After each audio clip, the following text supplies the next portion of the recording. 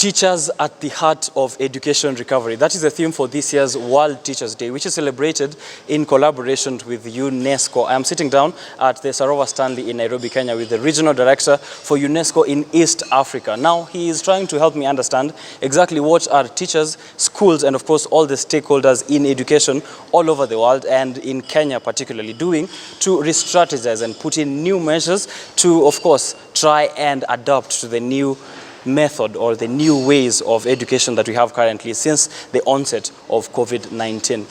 Welcome to the interview. Let's get to see what he says.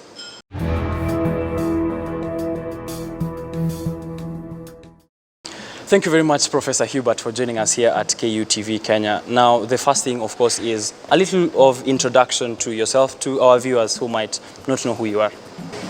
Yeah, thank you. Asante sana. I have just arrived in Kenya as the new Regional Director for UNESCO for Eastern Africa. In my job before, I was the UNESCO Regional Director for SADC, for the southern part. So I'm happy to still be working here in this beautiful continent and covering at this moment 13 countries. What is the role of a regional director at UNESCO, and how is that relevant to us as Kenya?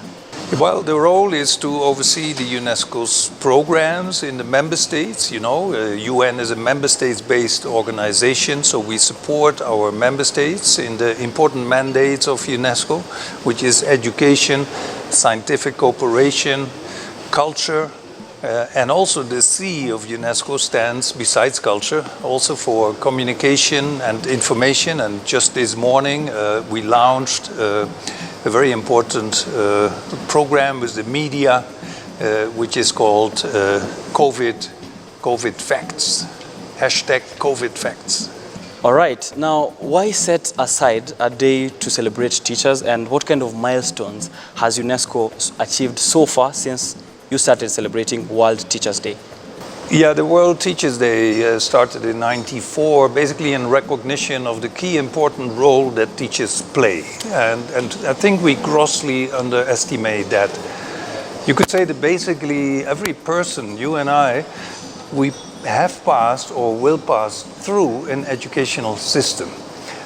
So I can think of very few professions that have an impact on, in fact, everyone. Because the objective is to allow every child to pass through education. So you could say after the job called a mother, the job a teacher is the second most important job that you can think of. And that recognition needs to be there. It is in fact surprising if you start recognizing how important teachers are. You have your job today in part because of teachers, because they gave you a good education, they gave you thereby opportunities, and for all of us. I didn't become a professor by not listening to my teachers. So this is of key importance, and then yet still, if you look in most countries, what status does a teacher have? Maybe in a community, a teacher has a prestigious status, but in terms of salary, it's usually not very high in terms of recognition. So the whole day is actually meant to give more recognition to the key importance of that job as a teacher. And that recognition is not just to recognize this importance of transferring curricular content. It's not downloading to the learners. But basically, a teacher is there for a much broader dimension of education. The teachers, if they do a good job, they work on the minds of people. They create the right mindset, plus the skills, plus the curricular information. So this is of crucial importance, and therefore the day is to recognize that important role for teachers and to maybe give them a little bit of a podium. So we also have awards for the best teachers, and I hope in many countries they have something in place like that to really recognize the quality of teachers. Well, what we see is that there is increasingly recognition of the changing role of teachers as well.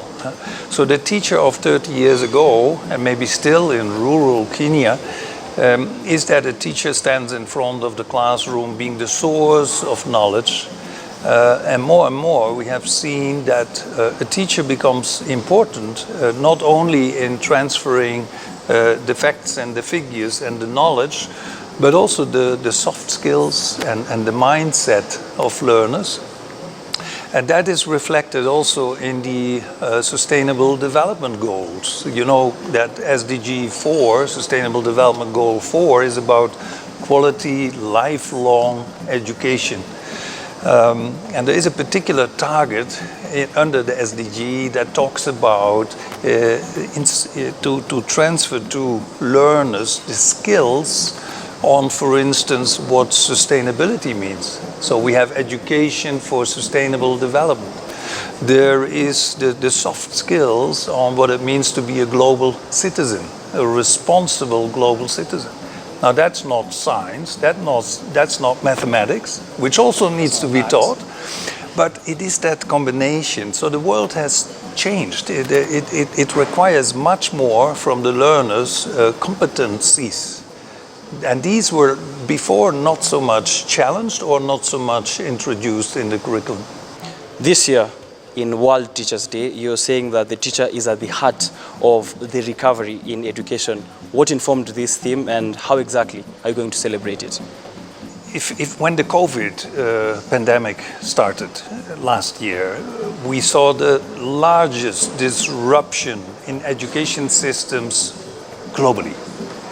The largest in human history. At the peak, 1.5 billion learners were out of school. So what it meant was, and we were all convinced that learning needed to continue. And we have a hashtag, Learning Never Stops, a program where we built a broad coalition globally. We brought the companies on board, Telecom, Microsoft, all these companies, Zooms, all the companies that work on technologies that allow you to continue.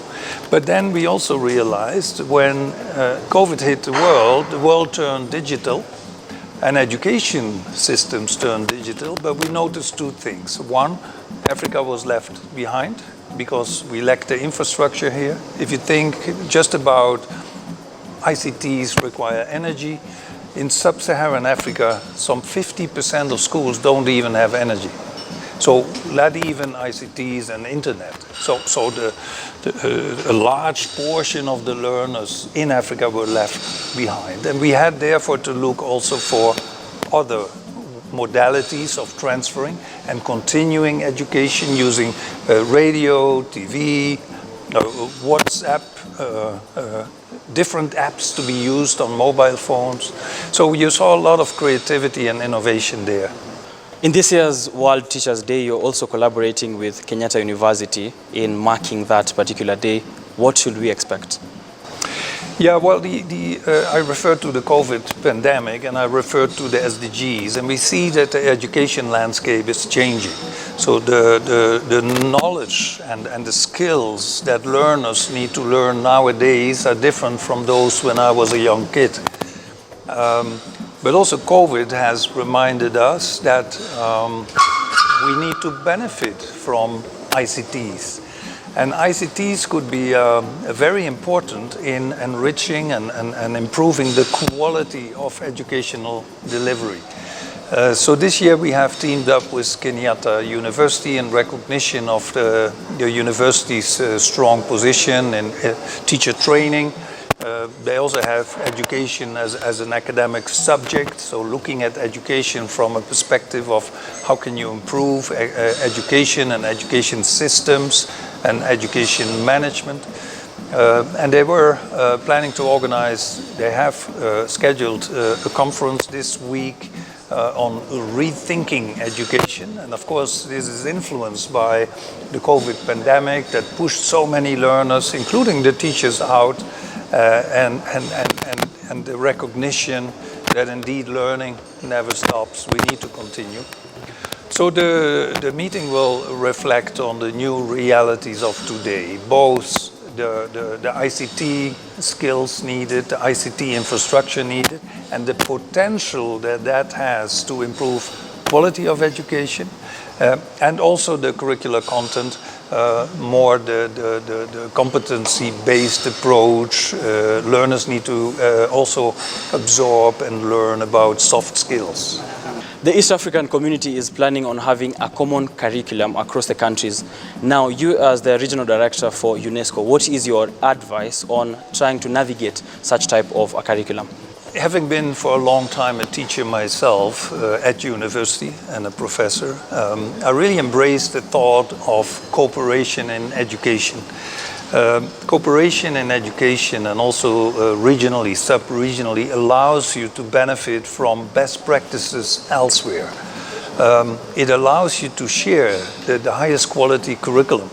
It allows you to share experiences on educational management system. So cooperation is a very good thing.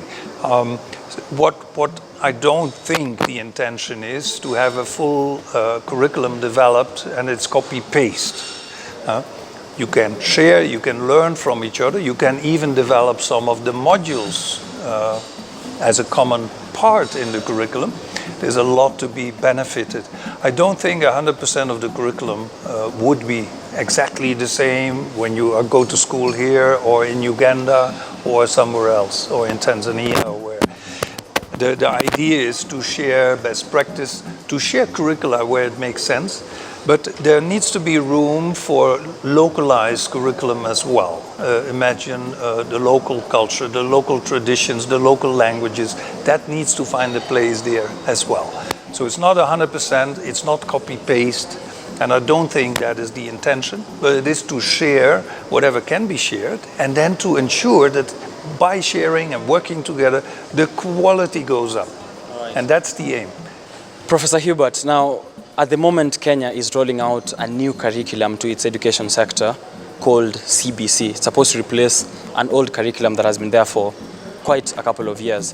What is your professional take on this new reform? Yeah, the CBC, I hear there's a lot of discussion about it, the competency-based curriculum, and really it is reflected in the SDG 4 on education. I mentioned this target 4.7 that talks about introducing skills to learners on sustainable development, so understanding the environment and the balance, that we live in balance with that environment. The skills of global citizenship, education, the skills to understand cultural diversity, and that's a very important part of education. And whether that is taught formally in the schools, and it needs to have a place there, or there's continuous learning in the community as well, and in the family and in the home. So there is a role beyond the teacher. And I think that is how we need to see education. It is shaping the minds of young learners, and you don't do that just in the classroom. It is a continuum, and it has a role, therefore, for the teachers, for the school management, but also for the parents and the community at large. Now, how best would you advise Kenya in setting out strategies for recovering from the pandemic, specifically in the education sector? Well, in principle, I would say many people talk about building back better. I would say let's build forward better, because we don't want to go back where we were early last year. We want to look forward. And we have learned so many lessons from the COVID lockdowns, namely that via cooperation we can move faster. Via collaboration you can develop high quality curriculum and high quality education. What an individual school can do is only so much, but if they have a network of schools working together and working on best practices, sharing the curriculum of the best teachers. Now think about higher education and the potential of universities coming together. What happens if you put the best brains that we have in Africa together to develop an MSc or PhD program on nanotechnology, for instance, or on artificial intelligence? You get a top-notch program. And now this can be shared. So I believe the key to success and high quality education is collaboration. And this can be partly enhanced via connectivity and collaboration. Now, finally, as we come to a close, UNESCO has been involved with education reforms and everything in between in East Africa for quite some time now. What is the overall impact that you desire to achieve in the coming years? Well, of course, first, it's not just education, there is lifelong learning. And therefore, we have different programs at different levels of education. We shouldn't forget, for instance, about the importance of technical and vocational education and training, and we have some programs with TVET colleges in Kenya as well. So it is for the basic education, the technical education, the university level education. And UNESCO has launched a new term, the Futures of Education, which basically is a platform where we discuss how will education look like 5 years from now, 10 years from now. And the education landscape will change, and it will change for the good, in that we have a much broader approach towards learning, not only the hard skills and knowledge, but also the soft skills. And the second is that the modalities of learning will also change. They will become much more collaborative, and using connectivity as a way to make that happen. The easy sharing of the best curricula, for instance. For the last 27 years, UNESCO has celebrated teachers and those in the teaching profession by setting aside a day for them called World Teachers' Day. And as I was sitting down, as you've heard from the Regional Director and representative of UNESCO, this year they're doing that in collaboration with Kenyatta University. And of course, they're trying to heighten the increased highlight on teachers and their role in the recovery of the education sector as we try to make it out of the COVID-19 pandemic. I hope you learned something. Make sure that you continue watching us here at KUTV Rise. Today we'll be having more. Send out your shout outs on social media at KUTV Kenya. My name is Richard Okenye.